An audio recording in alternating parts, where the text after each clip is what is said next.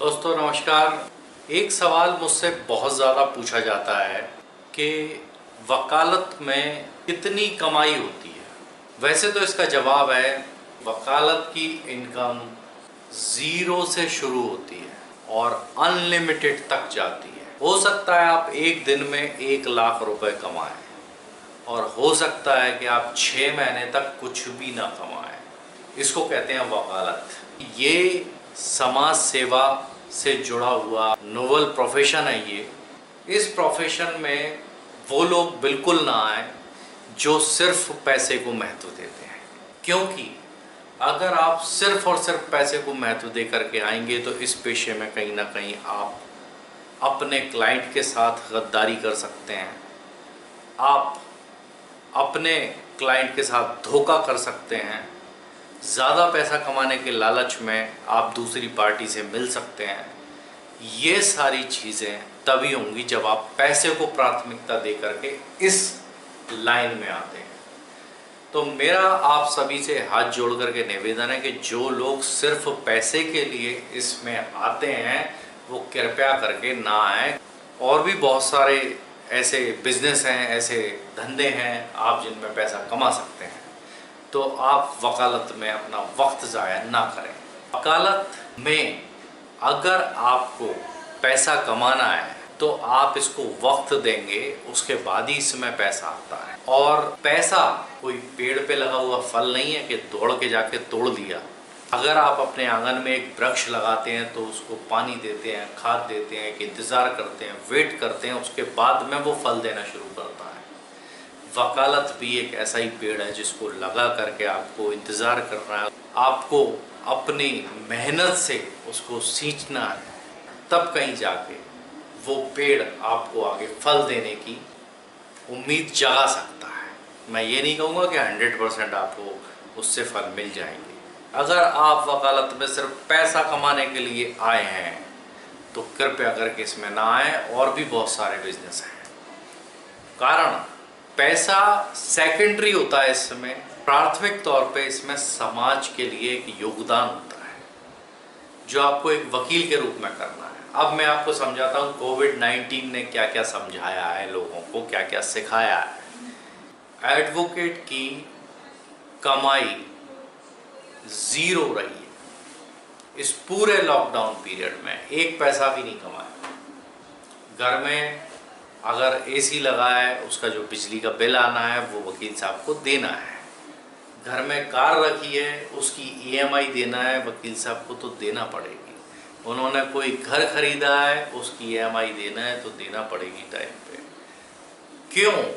क्योंकि खर्चे वही हैं, आमदनी कुछ नहीं है। अब ऐसी कंडीशन में अगर आप घर से सक्षम नहीं हैं, अगर आप सिर्फ पैसे के लालच में इस प्रोफेशन में आए हैं, तो आप मुझे बताइए कि आपकी क्या स्थिति होगी जब आपको 2 महीने 2.5 महीने कोई काम नहीं, कोई पैसा नहीं, कोई क्लाइंट नहीं, कोई वर्क नहीं, नो वर्क नो पे। ऐसी कंडीशन में आप क्या करेंगे? तो आप सिर्फ इस पेशे को बदनाम करेंगे और कुछ नहीं करेंगे। इसलिए मैं आपसे निवेदन करूंगा कि जिन लोगों को पैसा ही सब कुछ है वो इस लाइन में ना आए।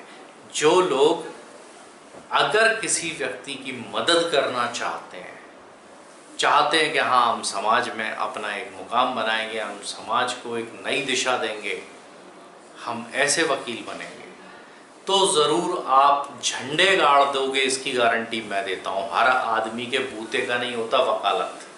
आज मैं बहुत खुलकर बोल रहा हूँ और बहुत बातें मेरी हो सकता है आपको कड़वी भी लगें, लेकिन दवा कड़वी होती है, इलाज बिल्कुल सही करती है। उसी तरह से मैं आपको बोल रहा हूँ, अगर इस प्रोफेशन में आना है तो सबसे पहले पैसे को सेकेंडरी स्टेज पे आप रख के आएँ। प्राइमरी स्टेज पे ये होगा कि मुझे सिर्फ और सिर्फ वकालत करनी है और समाज में अपना कुछ योगदान देना है।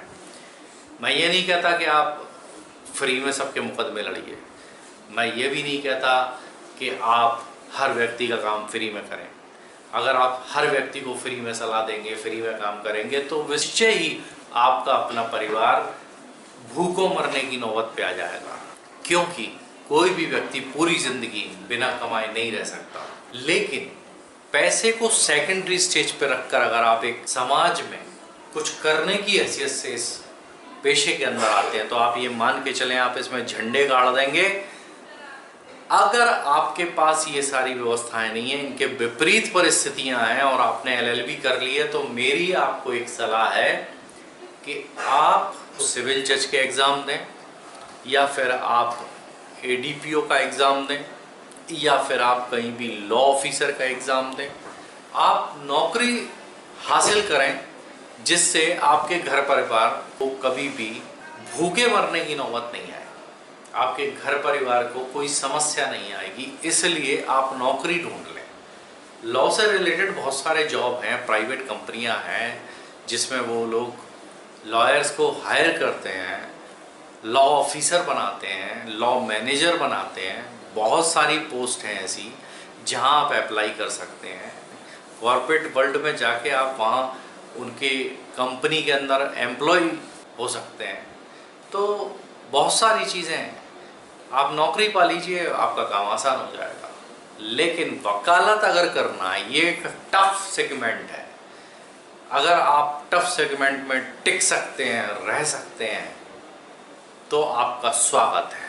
तो आप अगर इतने सक्षम हैं कि आपके घर परिवार से आपको ये बैकअप है कि आपको दाल रोटी मिल रही है और आपको कोई परेशानी नहीं आएगी, अगर आप इसमें सक्सेसफुल हुए तो भी नहीं और अनसक्सेसफुल हुए तो भी नहीं, तो फिर आपका स्वागत है। अदरवाइज़ वकालत का सपना देखना छोड़ दीजिए, ये लाइन आपके लिए नहीं है। अब मैं यहाँ आपको मोटिवेट करने के लिए एक बात और बोलूँगा। जब कोई भी व्यक्ति किसी भी लाइन में जाता है, जैसे हर डॉक्टर की प्रैक्टिस नहीं चलती, हर वकील की प्रैक्टिस नहीं चलती, हर दुकानदार की दुकान नहीं चलती, हर एक्टर पर्दे पर झंडे नहीं गाड़ देता, वैसे ही हर फील्ड में थोड़ा बहुत रिस्क तो होता ही है। अगर ज़िंदगी में रिस्क नहीं ले सकते तो आप किसी भी पेशे में सक्सेस नहीं हो सकते। रिस्क लेना सीखिए, लेकिन एक हद तक। अगर आपकी रिस्क लेने की क्षमता नहीं है, आपके घर परिवार में बैकअप नहीं है, तो इस तरह की रिस्क लेने की कोई ज़रूरत नहीं है। अगर आप स्टंटमैन नहीं हैं और उसके बावजूद भी आप स्टंट करने की कोशिश करेंगे तो मुंह हाथ पैर सब टूट जाएंगे। उसी तरीके से आप, अगर आपके घर में बैकअप नहीं है पैसे का, खाने का, रहने का, तो फिर आप वकालत में नहीं टिक पाएंगे। बहुत जल्द आंधी और तूफान आएगा और वो आपको ले उड़ेगा। इसलिए मैं आप सभी से निवेदन करूंगा कि अगर रिस्क लेने की क्षमता रखते हैं तो आप ज़रूर इस प्रोफेशन में एक दिन सक्सेसफुल होंगे।